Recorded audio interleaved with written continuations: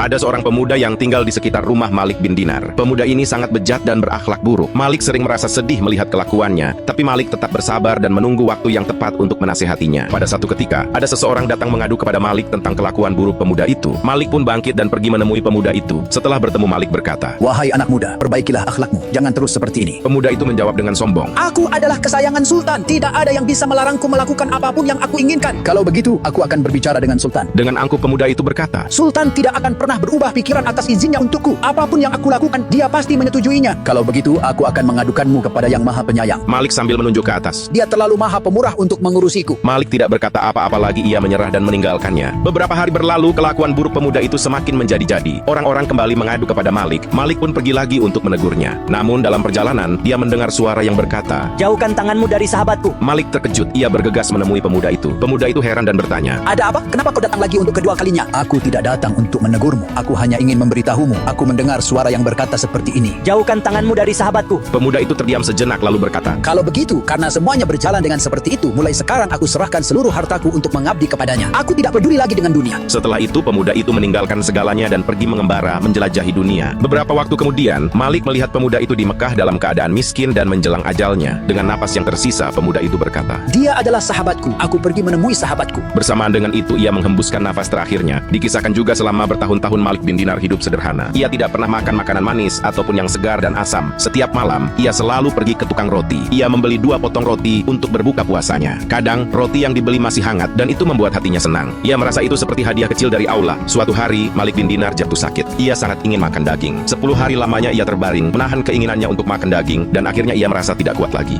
"Aku harus membelinya." Malik pun pergi ke toko makanan dan membeli 2-3 potong kaki domba. Kemudian ia sembunyikan kaki domba itu di dalam lengan bajunya. Pemilik toko mengenal siapa Malik bin Dinar. Ia heran dan memerintahkan pelayannya untuk mengikuti Malik diam-diam. Tak lama kemudian, pelayan itu kembali dengan berlinang air mata. "Apa yang kau lihat?" Tanya pemilik toko. "Aku melihat dia pergi ke tempat sepi. Ia keluarkan kaki domba itu, ia ciumi sambil berkata kepada dirinya sendiri. "Lebih dari ini bukanlah hakmu." Lalu ia berikan roti dan kaki domba itu kepada seorang pengemis. Setelah itu ia berkata lagi kepada dirinya sendiri, "Wahai tubuh yang lemah, jangan kau sangka aku menyiksamu karena aku membencimu. Aku lakukan ini agar pada hari kebangkitan nanti engkau tidak dibakar api neraka. Bersabarlah sebentar lagi. Mungkin nanti godaan ini akan hilang dan engkau akan mendapatkan kebahagiaan yang abadi."